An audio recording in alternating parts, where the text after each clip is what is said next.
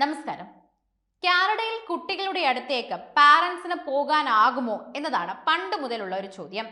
കാനഡയിലാണ് ഒട്ടുമിക്ക കുട്ടികളും ഇപ്പോൾ അവരുടെ സ്കോളർഷിപ്പ് മുഖേനയും ജോലി മുഖേനയും ഒക്കെ പഠിക്കുകയും ഒക്കെ ചെയ്യുന്നത്.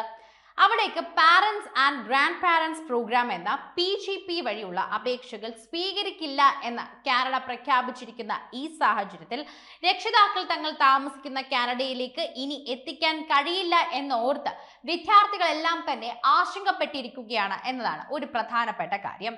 എന്നാൽ ഇങ്ങനെ കൃത്യമായ രീതിയിൽ ഒന്നും ചിന്തിക്കാതെ ആശങ്കപ്പെടേണ്ട കാര്യമില്ല എന്നാണ് ഇനി പറയുന്നത്.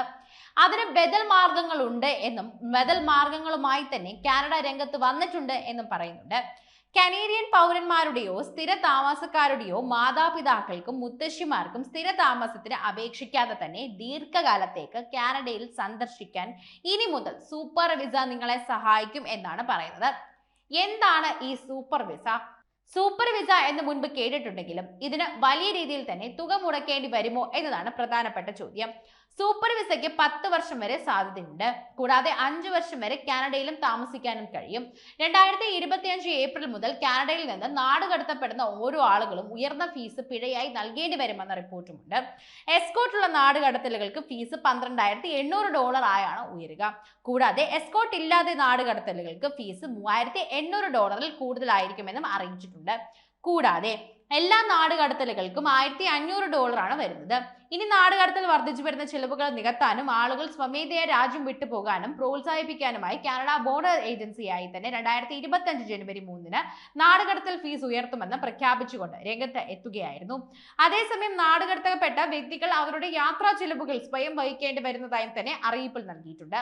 കാനഡ സ്ഥിര താമസത്തിനായി തന്നെ മാതാപിതാക്കളെയും മുത്തശ്ശിമാരെയും സ്പോൺസർ ചെയ്യുന്നതിനായുള്ള പുതിയ അപേക്ഷകൾ അനുവദിക്കില്ല. Parents and grand parents program വഴിയുള്ള അപേക്ഷകൾ ഇനിയൊരു അറിയിപ്പ് ഉണ്ടാകുന്നത് വരെ തന്നെ സ്വീകരിക്കില്ല എന്നാണ് കാനഡ അറിയിച്ചിരിക്കുന്നത്. 2024 സമർപ്പിച്ച ഫാമിലി സ്പോൺസർഷിപ്പ് അപേക്ഷകളിൽ മാത്രമേ തീരുമാനമുണ്ടാകൂ. 2025 മുതൽ അപേക്ഷകളൊന്നും സ്വീകരിക്കില്ല. സംഭവവുമായി ബന്ധപ്പെട്ട് കാനഡ ഗസറ്റിൽ വിജ്ഞാപനം ഇറക്കിയിട്ടുണ്ട്. എത്ര കാലത്തേക്കാണ് നിർത്തിവെച്ചിരിക്കുന്നതെന്ന് വ്യക്തമായിട്ടില്ല. 2025 പരമാവധി 15,000 സ്പോൺസർഷിപ്പ് മാത്രമേ തന്നെ അപേക്ഷകൾ പോസ്റ്റൽ ചെയ്യാനാണ് ഇമിഗ്രേഷൻ വകുപ്പ് ഉദ്ദേശിക്കുന്നത്. കനേഡിയൻ പൗരന്മാർക്കും സ്ഥിര താമസക്കാർക്കും രജിസ്റ്റർ ചെയ്ത ഇന്ത്യക്കാർക്കും അവരുടെ മാതാപിതാക്കളെയോ മുത്തശ്ശിമാരെയോ കനഡയിൽ സ്ഥിര താമസത്തിലേക്ക് എത്തിക്കാനോ സ്പോൺസർ ചെയ്യാൻ അനുവദിക്കുന്ന പദ്ധതിയാണ് parents and grand parents program. Canadian പൗരന്മാരോ സ്ഥിര താമസക്കാരോ അവരുടെ മാതാപിതാക്കളെയും മുത്തശ്ശിമാരെയും ഒരുമിച്ച് കൊണ്ടുപോവുകയും തങ്ങളോട് താമസിപ്പിക്കുകയും എന്നൊക്കെയുള്ള ആഗ്രഹം സാധാരണ തന്നെ പുറപ്പെടുവിക്കാറുള്ളതാണ്. അവർക്ക് സൂപ്പർ വിസയിൽ അപേക്ഷിക്കാമെന്ന് നേരത്തെ പറഞ്ഞിട്ടുണ്ടായിരുന്നെങ്കിലും ഇതിന് വളരെയധികം വില കൂടുതലായിരുന്നു. ഒരു സൂപ്പർ വിസ മാതാപിതാക്കൾക്കോ മുത്തശ്ശിമാർക്കോ 5 വർഷം വരെ കാനഡ സന്ദർശിക്കാനുള്ള അനുവാദമുണ്ട് എന്നതാണ് ഇതിലെ മറ്റൊരു പ്രത്യേകത. അത് ഇവരെ സംബന്ധിച്ചൊരു ചെറിയ ഒരു താൽക്കാലിക ആശ്വാസമാണ് എന്ന് പറയാം. കഴിഞ്ഞ വർഷം നവംബറിൽ തന്നെ immigration, refugees and citizenship Canada അതായത് IRCC പാർലമെന്റിൽ അവതരിപ്പിച്ച വാർഷിക റിപ്പോർട്ട് അനുസരിച്ച് 2023 28,313 പേർ parents and grand parents program വഴി കാനഡയിൽ എത്തിയിട്ടുണ്ട്. ഇതിൽ 16,907 സ്ത്രീകളും 11,406 പുരുഷന്മാരുമാണ് ഉള്ളത്. 2022 കണക്കിൽ അപേക്ഷിച്ച് 4% വർധനവും ഉണ്ടായിട്ടുണ്ട്. 2023 അവസാനത്തിൽ 40,000 സ്പോൺസർഷിപ്പ് അപേക്ഷകൾ തീർപ്പ് നൽകാതെ കിടക്കുന്നുണ്ടെന്ന് പറയുന്നു.